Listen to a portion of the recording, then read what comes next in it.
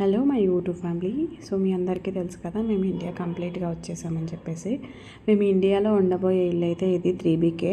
ఒక hall, 3 bedrooms, ఒక kitchen and ఒక యూటిలిటీ ఏరియా, ఒక బాల్కనీ వచ్చింది. మీకు కంప్లీట్ హోమ్ టూర్ అనేది నేను సామాన్లు అంతా కూడా సర్దిన తర్వాత నీట్గా చూపిస్తాను. ఇప్పుడు జస్ట్ మామూలుగా క్యాజువల్గా చూపిస్తున్నాను. జాన్ 1న మేము పాలు పొంగిచ్చామన్నమాట, న్యూ ఇయర్ రోజున.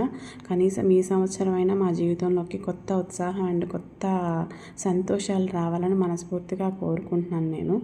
చూడాలి ఎలా ఉంటుందో ఈ ఇయర్.